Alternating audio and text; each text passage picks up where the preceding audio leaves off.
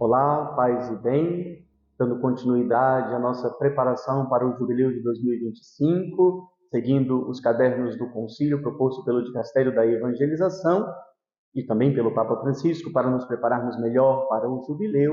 Nós estamos chegando ao volume 11 da nossa coleção, que trata-se sobre os sacramentos, à luz da Constituição Conciliar Sacrosanto Concílio.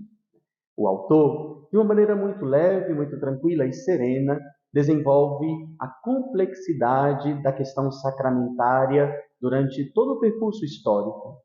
Claro que nós frequentamos muito os sacramentos, celebramos com grande frequência os sacramentos, mas isso não quer dizer que nós o compreendemos no seu significado profundo, na sua beleza mais profunda. Por isso, o autor, inclusive, compara a complexidade da palavra sacramento com a palavra amor. Nós amamos, queremos ser amados, né? Mas também, ao mesmo tempo, na hora de vivenciar o amor, ele tem múltiplos significados, inclusive também as suas dificuldades, os seus desafios. E por isso o autor, então, diz: nem tudo aquilo que é tão óbvio e tão falado com frequência é tão claro na hora de vivenciar. E aí, antes de poder desenvolver todo o percurso histórico, a base teológica dos sacramentos, o autor exatamente descreve para nós que não basta nós sabermos a teoria que está presente no Catecismo da Igreja Católica, não basta, inclusive, frequentarmos os sacramentos para entendê-los, o seu significado mais profundo, é preciso uma experiência, um entendimento, uma compreensão maior da questão sacramentária, da presença de Jesus Cristo nos sacramentos. Para desenvolver o percurso que o autor quer no volume 11 sobre os sacramentos, ele coloca a sua perspectiva fundamental na pessoa de Jesus Cristo. Ele é a revelação fundamental para o entendimento da questão sacramentária. Por isso, não trata-se de uma verdade intelectual, racional, mas de uma verdade vital, que transforma, que toca a nossa vida, porque nos conforma ao mistério de Jesus Cristo. É importante também recordarmos essa palavra, mistério, que parece que é algo para nós que é difícil de acesso, ou que é algo que está muito escondido, velado. Não, o mistério de Deus, ocupado na pessoa de Jesus Cristo, é algo revelado.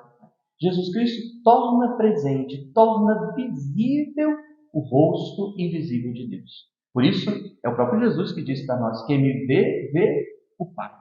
Essa é a perspectiva para a abordagem dos sacramentos. É a perspectiva que também vai nos recordar Sacrosanto Concílio, no seu grande número 7, na sua Teologia Fundamental dos Sacramentos, quando vai dizer para nós essa presença alargada de Cristo. Cristo está presente na Eucaristia, na palavra, no ministro, na assembleia, nas ações rituais.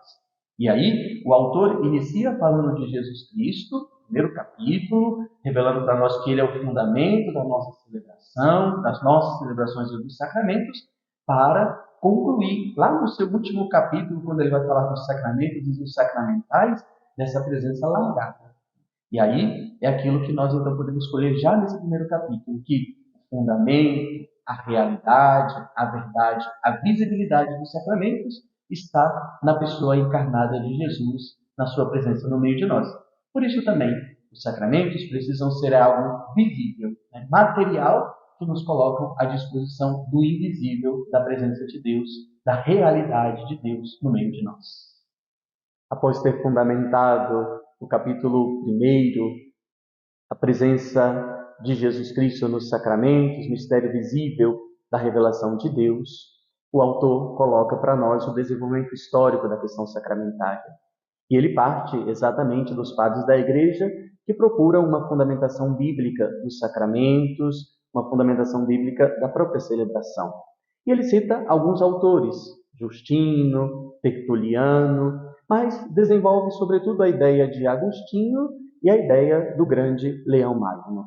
Para Agostinho, os sacramentos tratam-se de algo material, visível, tocável, tangível, que é a coisa, a res, a matéria, mas também os sinais, que significam algo que está além da matéria.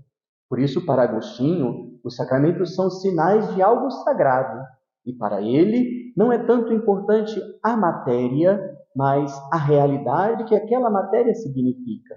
Por isso também, junto com aquela matéria, se coloca o elemento da palavra, porque se tira a palavra da matéria, ela nada significa. E se coloca a palavra de Deus, a forma sacramentária, nós também, então, temos os sacramentos que são realidades sagradas da invisibilidade de Deus.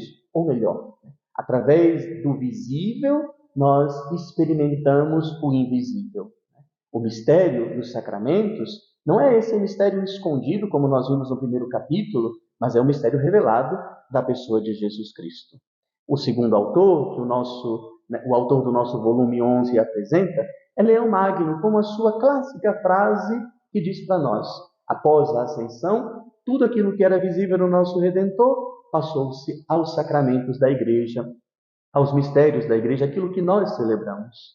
Então, dos padres da Igreja, nós podemos compreender que a res, a coisa, junto com a palavra, forma, a própria palavra de Deus, torna esse elemento visível, ou revela neste elemento visível, a graça de Deus invisível, o mistério da pessoa de Jesus Cristo. Ainda continuando com a perspectiva dos padres da Igreja, cabe para nós fazer uma correta tradução, que também é auxiliada pelo nosso autor, distingue um pouquinho das palavras sinais e símbolo. Aquilo que para nós hoje é a palavra símbolo, que trata-se de algo menos real, talvez algo muito distante da nossa realidade, tanto que quando nós utilizamos o símbolo, dizemos, isso é símbolo daquilo. Parece que é algo menos real.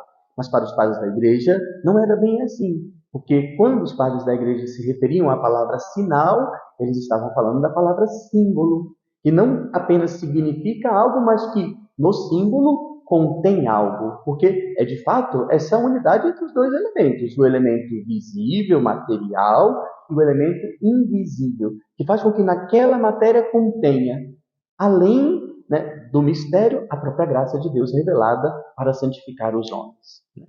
Com o surgimento da grande escolástica, nós vemos o nosso autor e a influência da legislação eclesiástica e da própria filosofia de Aristóteles, a questão sacramentária foi se tornando muito objetiva. E então foi colocando-se o desenvolvimento objetivo da doutrina sacramentária, onde nós então elencamos que os sacramentos são 7, nem mais e nem menos, e que eles contêm essa graça, que significam a presença de Cristo. E aí, na grande escolástica, nós encontramos diversos autores que nos ajudam também a refletir sobre os sacramentos, a sistematizar a questão dos sacramentos. O autor, então, do volume 11, sugere para nós Hugo de São Vítor, Pedro Lombardo, também Boaventura, que vincula os sacramentos às virtudes, vincula o sacramento à vida humana, onde 3 sacramentos estão ligados às virtudes teologais e 4 sacramentos estão ligados a virtudes cardeais, a prudência, a justiça, a fortaleza e a temperança. A intuição de Boaventura é de fato de que os sacramentos devem acompanhar o desenvolvimento da vida humana. Logo após São Boaventura, nós encontramos o grande Tomás de Aquino, que distingue matéria e forma. E aí nós encontramos nele a formulação na sua Suma Teológica da questão sacramentária e a decisão doutrinária da Igreja na objetividade dos sacramentos. E aí, à luz de Santo Agostinho, Tomás define que um sacramento é um sinal de algo sagrado na medida em que santifica os homens. E ao santificar os homens, significa, contém e realiza a graça de Deus na vida deles. Por isso, o sacramento será visto menos como um sinal e menos como um símbolo, para tratar-se mais a partir da causa, da santificação. Então, os sacramentos na grande escolástica passam a ser causa de santificação. Por meio deles, nós nos santificamos, porque eles contêm uma graça, eles contêm e realizam a graça de Deus.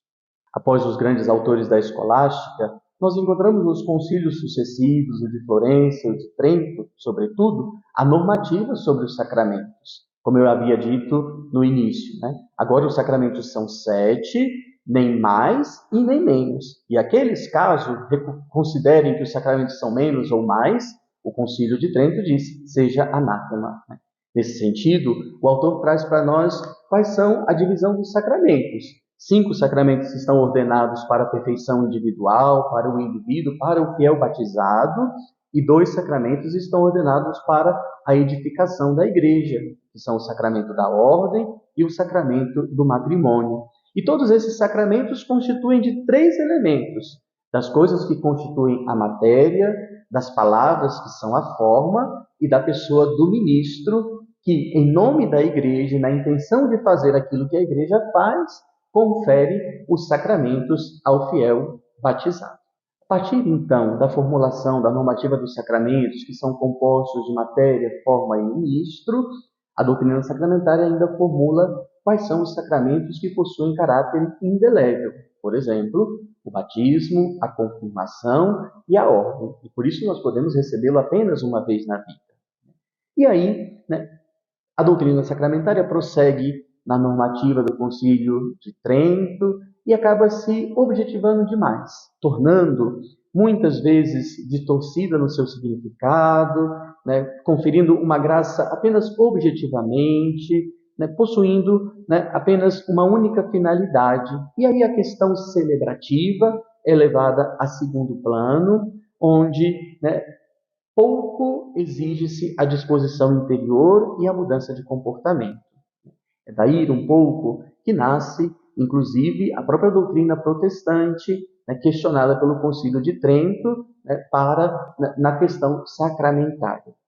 Diante disso, após a doutrina ao Concílio de Trento, nós encontramos um caminho que vai nos levar ao Concílio Vaticano II, onde, diante de um contexto polêmico, diante de um contexto dos grandes movimentos, em particular o movimento litúrgico, nós somos convidados a refletir, a repensar a questão sacramentária e também a teologia sacramental, mas agora, claro, a partir da liturgia, e aquilo que o Concílio Vaticano II vai recordar para nós, que os sacramentos não apenas servem para a fé, mas nutrem a fé, robustecem a vida cristã e edificam a igreja.